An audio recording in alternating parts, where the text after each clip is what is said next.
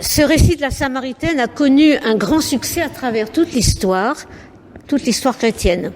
Commentaires, sculptures, bas-reliefs dans les catacombes, je laisse ça pour Jacqueline, si elle veut faire les catacombes, mosaïques, vitraux, théâtre, Edmond Rostand, évidemment très représenté dans la peinture. J'ai donc fait un choix de quelques tableaux pour illustrer quelques passages de ce chapitre 4 de l'Évangile selon Jean. Ce texte est généralement étudié pendant le temps de carême. Alors je me suis dit, tiens, pourquoi pas le prendre, puisque je crois que quelqu'un a déjà parlé du carême, je crois que c'est cheap, voilà.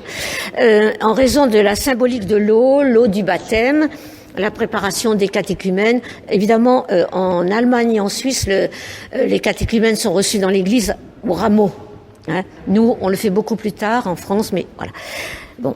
Lors des autres présentations, je ne sais pas si vous vous rappelez, nous étions, enfin surtout pendant deux présentations, avec Isaac et Abraham et Isaac, ainsi que Suzanne et les anciens, nous étions face à un drame. Et le personnage central était tourné vers nous, comme pour nous appeler à l'aide. Je pense que vous vous rappelez de ça. Là, il n'y a rien de tel. C'est une scène totalement paisible, un face-à-face, une rencontre, un partage. Les costumes... Alors, je ne vais pas m'attarder sur les tableaux comme les autres fois. C'est plutôt une autre idée. Les costumes sont ceux de l'époque des peintres, ainsi que les puits, les poteries, que vous verrez, ils sont totalement divers, ou les baquets pour puiser l'eau. Et au loin, il y a toujours les remparts de la ville de Sichar, le puits étant hors la ville. Et ce qui nous intéressera, parce que ça sera surtout des gros plans de ces tableaux, au centre, le puits, avec Jésus et la femme. Parfois, il y a les disciples qui s'étonnent de la situation, mais qui n'osent trop rien dire. Jésus a quitté la Judée, tout à fait au sud, avec ses disciples pour se rendre en Galilée. Mais pour cela, il doit traverser la Samarie. Vous savez que les rapports entre Juifs, Judéens, Galiléens et Samaritains sont un peu compliqués. On ne va pas s'attarder dessus. Arrivés près de Sichar, en Samarie, les disciples vont à la ville chercher de quoi manger, laissant Jésus fatigué se reposer près du puits de Jacob, le puits donné par Dieu aux patriarches et redonné au peuple par l'intermédiaire de Moïse dans l'aventure de la conquête. Il est près de midi. C'est l'heure la plus chaude là-bas, la plus inhumaine pour sortir, pour aller chercher de l'eau au puits, porter ensuite au retour la lourde cruche remplie d'eau. Finalement, toute cette histoire commence par une simple rencontre entre deux personnes, un homme et une femme, qui ne se connaissent pas et qui en principe n'ont rien à se dire. De surcroît, cette femme appartient au mauvais peuple, les Samaritains, qu'un juif pieux ne fréquente pas et même ne tolère pas.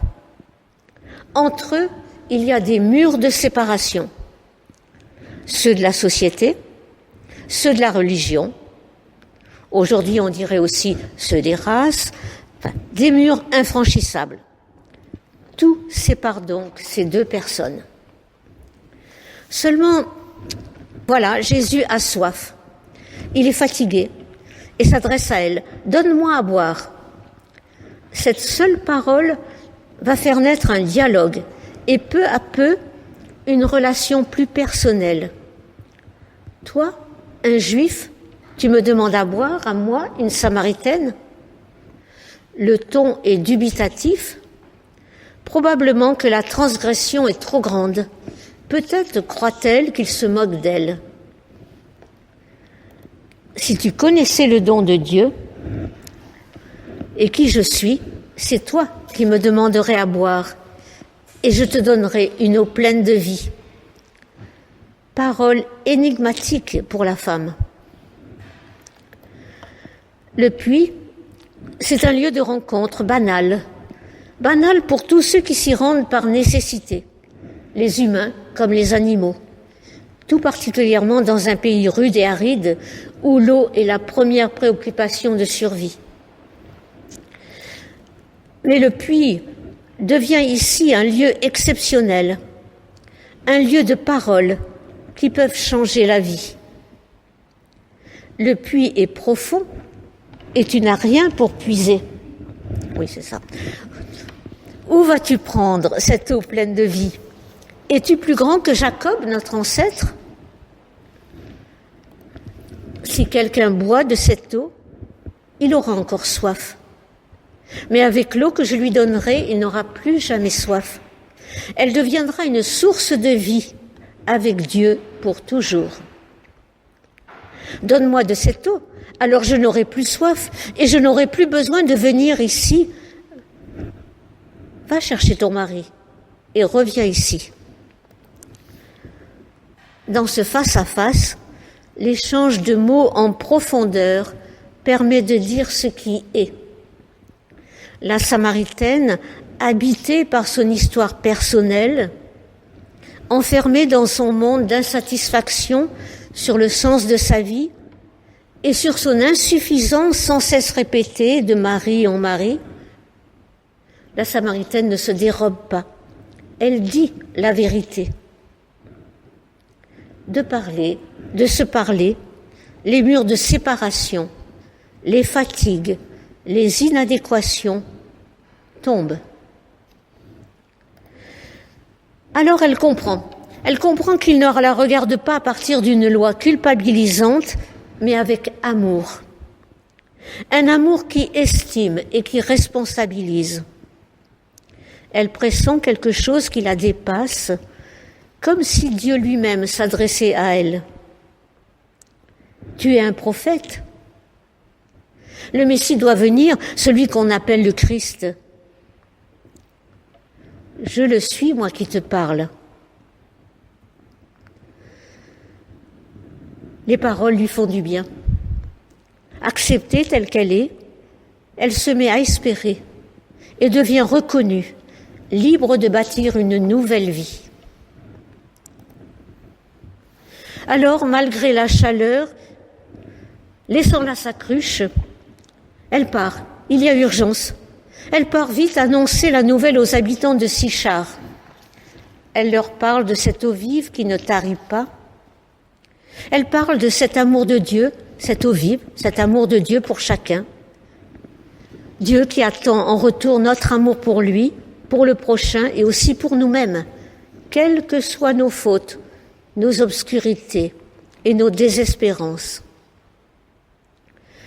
La Samaritaine a été un si bon témoin que les gens sont venus pour voir Jésus, pour l'écouter. Beaucoup se mettent à croire et déclarent « Le Sauveur du monde, c'est lui ». Je vous emmène à Paris. Un plan récent avec le pont Neuf, qui est bâti sur la Seine et à cheval sur la pointe de l'île de la Cité. Construit sous Henri IV à partir de 1578. À cette époque, Paris manque d'eau.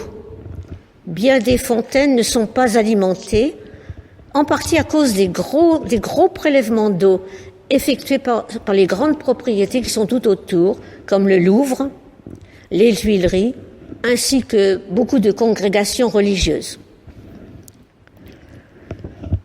C'est un Flamand qui propose au roi Henri IV de construire, au niveau de la deuxième arche du pont, du côté des Tuileries, un moulin de 3 étages monté sur pilotis, dont la pompe peut puiser 700 mètres cubes d'eau par jour, avec une roue de près de 5 mètres de diamètre.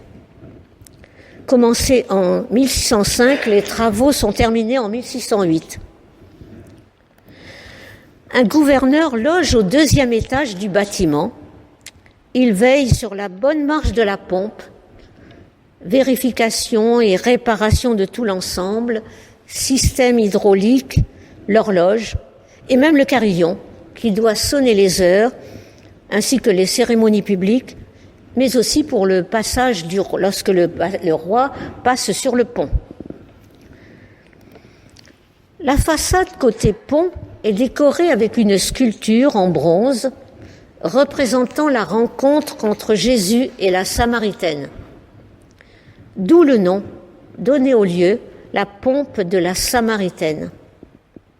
Il y a une inscription latine qui signifie « fontaine des jardins », puis « d'eau vive ». La pompe devient très célèbre. On y vient pour discuter et des vendeurs ambulants s'y installent. Les premiers jeux de rue sont aussi organisés sur ce pont. La pompe est restaurée plusieurs fois, mais finalement, elle est détruite en 1813. C'est pour ça que vous ne la voyez plus. Existe la pompe de la Samaritaine, mais le nom Samaritaine va refaire surface près de 60 ans plus tard. Un certain Ernest Cognac débute un petit commerce de rue. Sur son étal, il propose toutes sortes d'objets destinés aux femmes et on le surnomme le Napoléon du déballage. Mais cela marche si bien qu'en 1868, il loue une salle rue du Pont-Neuf. C'est sa première... Alors, rue du Pont-Neuf, la rue du Pont-Neuf, c'est celle qui est dans le prolongement. Voilà. Je vais vous montrer peut-être un peu plus sur un plus grand plan. C'est sa première boutique. Il l'appelle à la Samaritaine, en référence à l'ancienne pompe, toute proche, et à la scène biblique sur la façade. Il réussit si bien que très vite, il doit agrandir son local.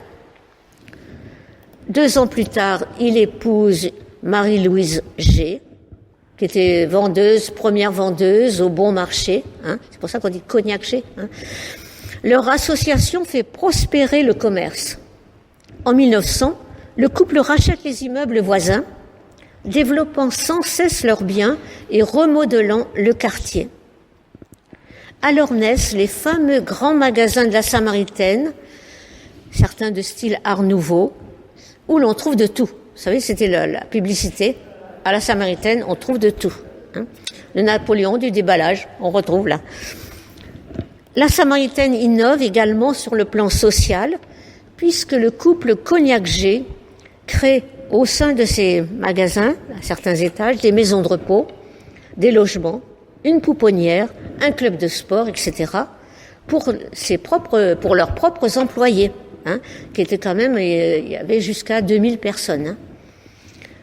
Toutes les catégories sociales de la capitale se rencontrent dans les 4 magasins, parce qu'il y en avait 4 magasins de la Samaritaine, tous regroupés là, dans un quartier.